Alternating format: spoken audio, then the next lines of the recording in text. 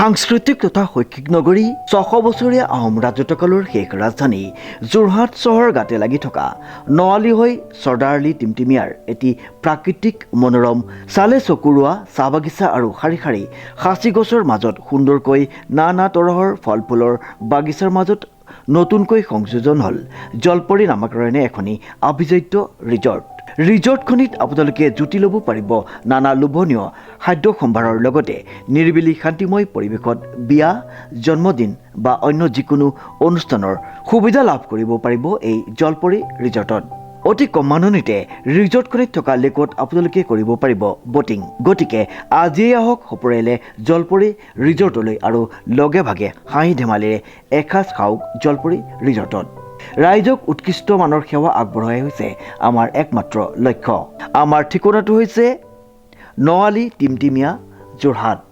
আমাৰ যোগাযোগৰ নম্বৰটো হৈছে 7896524655 অথবা 6001394297 দেৰগাঁও চহৰৰ সমীপৱৰ্তী ৰঙামাটিত নকৈ মুকলি হ'ল মা বিউটি পাৰ্লাৰ নামেৰে এখনি অত্যাধুনিক সৌন্দৰ্য চৰ্চাৰ কেন্দ্ৰ উল্লেখযোগ্য যে বৰ্তমান সময়ত সৌন্দৰ্য চৰ্চা এক ব্যৱসায়িক ক্ষেত্ৰ হিচাপে পৰিগণিত হৈছে ৰঙামাটিৰ ৰাইজৰ বহুদিনীয়া এটি অভাৱ দূৰ হ'ল মা বিউটি পাৰ্লাৰ নামৰ অত্যাধুনিক সৌন্দৰ্য চৰ্চাৰ কেন্দ্ৰটি মুকলি হোৱাত সুন্দৰ অনুভৱ আৰু নিজকে বুজাব নোৱাৰো যেতে মই নিজে শিকোৱা এগৰাকী ছাত্ৰীয়ে মানে ইমানখিনি কষ্ট কৰি তেওঁ বহুত যথেষ্টখিনি কষ্ট কৰে তেওঁ কষ্টৰ মানে মানিব লাগিব তেওঁ সেই কষ্টখিনি তো ইমান কষ্ট কৰি যেতিয়া তেওঁ এটা বিদ্যা মানে গৈ পেলাই ইমানখিনি আগবাঢ়িবলৈ তেওঁ শক্তি পাইছে তো সেইখিনিক তেওঁ আৰু মোকো যে আমন্ত্ৰণ কৰি আনি পেলাই ইমানখিনি সন্মান দিছে তাৰ বাবেও তেওঁ বহুত বহুত ধন্যবাদ জনাইছোঁ এই ক্ষেত্ৰত মই এইটোকে কৰোঁ যে মই আপোনালোকে কৈছে যে মই নিজেও এগৰাকী মানে ধৰক কৰ্ম কৰিয়ে আছোঁ আৰু কৰ্মৰে জীৱন আৰু কৰ্মৰে মানুহে আগবাঢ়ি যোৱাটোৱে ময়ো বিচাৰোঁ প্ৰত্যেকজনী মানে গৰাকীয়ে নাৰীয়ে মানে আগবাঢ়ি যোৱাটো বিচাৰোঁ মানে চাকৰিৰ পিছত মানে যাতে চাকৰিটো পাম বুলি লাগি থাকিব নালাগে তো কিবা এটা বিদ্যা শিকক যিয়ে নহওক এইটো বিদ্যাকে বুলি কোৱা নাই যিকোনো বিদ্যা এটা শিকক সেই বিদ্যাটোকে নিজৰ অস্ত্ৰ হিচাপে লৈ পেলাই মানে পৰিস্থিতিৰ লগত মানে যুঁজিব পৰাকৈ নিজকে শক্তিশালী কৰি ৰাখক তাকে কামনা কৰি একেবাৰে দেৰগাঁৱৰ মানে কাষতে লাগি আছে ৰঙামাটি তো মা বিউটি পাৰ্লাৰ আৰু তেওঁৰ নাম হৈছে মালতী ইয়াতে সকলোখিনি জুৱেলাৰীও পোৱা যাব তেওঁ আৰু কাটিঙো কৰে মানে ব্লাউজৰ ডিজাইনৰ ব্লাউজ চিলাই গোটেই সকলো ধৰণৰ এযোৰ মহিলাৰ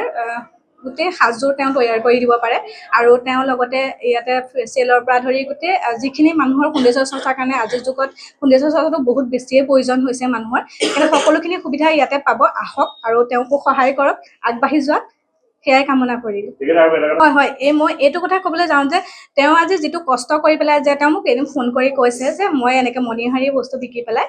তেওঁ আকৌ আহি ৰাতি কাম কৰে ধৰক কাপোৰ চিলাই তথাপিও তেওঁ পাৰ্লাৰখন খোলে মোৰ তালৈ শিকিবলৈও তেওঁ সময়মতে উলিয়াব নোৱাৰে টাইমকণ কিন্তু এই কষ্টটোত তেওঁক মই বহুত মানে কি চেলুট বুলি ক'ব লাগিব আজিৰ যুগত তেওঁৰ দৰে আৰু 10 গৰাকী মহিলা ওলাই আহক তেনেকৈ কাম কৰক নিজৰ ঘৰখনৰ লগতে সমাজৰো ভাল হ'ব নহয় জানো আৰু সকলো আগবাঢ়ি যাওক আৰু তেওঁ আদৰ্শটো ধৰক সকলোৱে ভাল বুলি আদৰি লওক সেয়াই কামনা কৰোঁ আৰু গোলাঘাট জিলাৰ দেৰগাঁও চহৰৰ সমীপৱৰ্তী ৰঙামাটিৰ ৰাষ্ট্ৰীয় ঘাইপথৰ কাষতে দেৰগাঁও চহৰত নতুনকৈ সংযোগ ঘটিল সৌন্দৰ্য চৰ্চাৰ এটি প্ৰতিষ্ঠান মা বিউটি পাৰ্লাৰ সৌন্দৰ্য চৰ্চাবিদ পূৰবী বৰাই আনুষ্ঠানিকভাৱে মুকলি কৰে প্ৰতিষ্ঠানখন মালাৱতী সোণাৰী নামৰ মহিলাগৰাকীয়ে 12 বছৰৰ প্ৰচেষ্টাৰ পাছত এই পাৰ্লাৰখন মুকলি কৰিবলৈ সক্ষম হয় মোৰ এই পাৰ্লাৰখনৰ নাম হৈছে মা বিউটি পাৰ্লাৰ আৰু মই ৰঙামাটি 80 ৰোডত মানে খুলিছোঁ আৰু এই পাৰ্লাৰখন মোৰ আগতো পাৰ্লাৰ আছিলে আৰু এই পাৰ্লাৰ মানে মোৰ 12 বছৰ হৈ গ'ল পাৰ্লাৰ খোলা কিন্তু মোৰ আগত আছিলে এখন মানে সৰু মৰু কেঁচা তো মই বহুত ভাবি থাকোঁ যে মই নতুন পাৰ্লাৰ এখন কেতিয়া খুলিম বা পকা তেনেকুৱা মোক মানুহেও মানে বহুত কৈ থাকে যে বাইদেউ আপোনাৰ পাৰ্লাৰ আৰু বেলেগ নুখুলে নেকি মই এইটো দিনে ৰাতি বহুত কষ্ট কৰি মই এখন পাৰ্লাৰ এইখন ল'লো আজি মোৰ মনোকামনা অপেনিং কৰিলে মোৰ দেৰগাঁৱৰ পূৰবী মেম হতে অপেনিং কৰিলো ইয়াত ধৰি লওক আপোনাৰ threading facial massage permanent state, তাৰপিছত কাণ ফুটোৱা, তাৰপিছত ধৰি লওক স্পা আৰু জুৱেলাৰী, তাৰপিছত আকৌ মহিলাৰ কাপোৰ চিলোৱা, এইখিনি মানে গোটেইখিনি হ'ব আৰু পাব। আমাৰ এইখন ৰঙামাটি এটি ৰোড বুলি কয়, ৰাস্তাৰ কাষতে। লগতে বিষ্ণু মন্দিৰ আৰু দুৰ্গা মা মানে মন্দিৰখন মাজতে লাগি আছে মানে। জানিব পৰা মতে মানুহৰ ঘৰে ঘৰে মণিহাৰী সামগ্ৰী আৰু কাপোৰ চিলাই এই পাৰ্লাৰখন খুলিবলৈ সক্ষম হয় উদীয়মান মহিলাগৰাকীয়ে। এক দীঘলীয়া সংগ্ৰামৰ ফলত এই পাৰ্লাৰখনৰ জন্ম লাভ কৰিলে। বজাৰো আমাৰ পথৰো আমাৰ স্বাৱলম্বিতাৰ পথ বিচাৰি মহিলাগৰাকীয়ে আৰম্ভ কৰিছে সৌন্দৰ্য চৰ্চাৰ এই প্ৰতিষ্ঠানখন। তেওঁৰ সৌন্দৰ্য চৰ্চাৰ এই প্ৰতিষ্ঠানখনিত কেইবাগৰাকীও যুৱতীয়ে সংস্থাপন লাভ কৰিছে। লগতে এই সৌন্দৰ্য চৰ্চাৰ কেন্দ্ৰটোত ছাত্ৰীক সৌন্দৰ্য চৰ্চাৰ প্ৰশিক্ষণ প্ৰদান কৰা হ'ব বুলি জানিবলৈ দিয়ে, যাৰ জৰিয়তে তেওঁলোকে কৰ্ম সংস্থাপন লাভ কৰিবলৈ সক্ষম হ'ব। এই প্ৰতিষ্ঠানত ছালৰ সমস্যা, ফেচিয়েল, চুলিৰ চিকিৎসা আদিকে মুখ্য কৰি সৌন্দৰ্যৰ লগত জড়িত সকলো সেৱা উপলব্ধ হ'ব। লগতে এই প্ৰতিষ্ঠানখনত মণিহাৰী সামগ্ৰী আৰু কাটিঙৰ সুবিধা পোৱা যাব বুলি জানিবলৈ দিছে স্বত্বাধিকাৰীগৰাকীয়ে। তেখেতৰ হৈ এটাই ক'ব বিচাৰোঁ, তেওঁ বহুত কষ্ট কৰি পাৰ্লাৰখন খুলিলে। মই আজি 13 চনতেই মই এই পাৰ্লাৰখনত প্ৰথম আহিছিলোঁ বাইদেউ নতুন কাষ্টমাৰ হিচাপে, আৰু আজিলৈকে বাইদেউ থ্ৰেডিং নকৰালৈকে মই 3 মাহলৈকে মই লাগিলে থ্ৰেডিঙে নকৰোঁ, ক'তোৱেই নকৰোঁ। বাইদেউ থ্ৰেডিং আৰু ইমানেই ধুনীয়া, আৰু মোৰ হেয়াৰ কাটিং যিটো কৰে বাইদেউ, মই হেৰি নকৰোঁ, ষ্টেট নকৰোঁ বাৰু, কিন্তু মোৰ নেচাৰেলি ষ্টেট, কিন্তু বাইদেউ মোৰ যিটো হেয়াৰ কাটিং কৰে, সেই হেয়াৰ কাটিং কৰাৰ পিছত মোৰ চুলি ইমানেই লহপকে মানে বাইদেউৰ হাতখনো মানে খুব বেছি ধুনীয়া।